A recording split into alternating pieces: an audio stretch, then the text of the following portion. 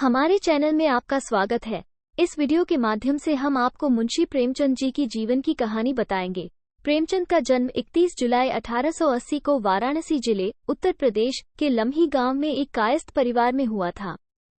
उनकी माता का नाम आनंदी देवी तथा पिता का नाम मुंशी अजायब राय था, जो लम्ही में डाक मुंशी थे। उनका वास्तविक नाम धनपत राय श्रीवास्तव था। प्रेमचंद की आरंभिक शिक्षा फारसी में हुई। प्रेमचंद के माता पिता के संबंध में रामविलास शर्मा लिखते हैं कि जब वे 7 साल के थे तभी उनकी माता का स्वर्गवास हो गया। जब 15 वर्ष के हुए तब उनका विवाह कर दिया गया और 16 वर्ष के होने पर उनके पिता का भी देहांत हो गया।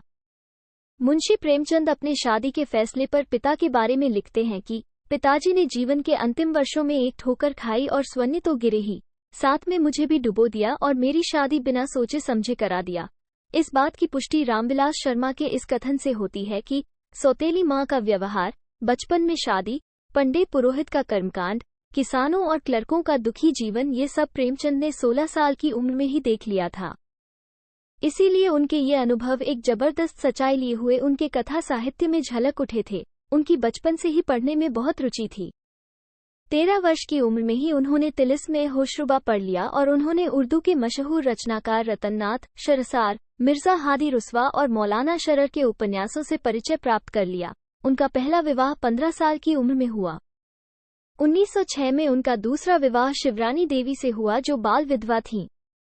वे सुशिक्षित महिला थीं जिन्होंने कुछ कहानियां और प्रेमचंद घर में शीर्षक पुस्तक भी लिखी। उनकी 3 संतानें हुई, श्रीपत राय, अमृत राय और कमला देवी श्रीवास्तव। 1898 में मैट्रिक की परीक्षा उत्तीर्ण करने के बाद वे एक स्थानीय विद्यालय में शिक्षक नियुक्त हो गए। नौकरी के साथ ही उन्होंने पढ़ाई जारी रखी। उनकी शिक्षा के संदर्भ में रामविलास शर्मा लिखते हैं कि 1910 में अंग्रेजी, दर्शन, फारसी और इतिहास लेकर इंटर किया और 1919 में अंग्रेजी, फारसी और इतिहास लेकर बीए किया। बीए पास करने के बाद वे शिक्षा विभाग के इंस्पेक्टर पद पर नियुक्त हुए।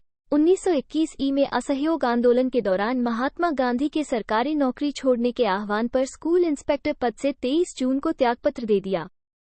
इसके बाद उन्होंने लेखन को अपना व्यवसाय बना लिया। मर्यादा, माधुरी आदि पत्रिकाओं में वे संपादक पद पर कार्यरत रहे। इसी दौरान उन्होंने प्रवासीलाल के साथ मिलकर सरस्वती प्रेस भी खरीदा तथा हंस और जागरण निकाला। प्रेस उनके लिए व्यावसायिक रूप से लाभप्रद सिद्ध नहीं हुआ।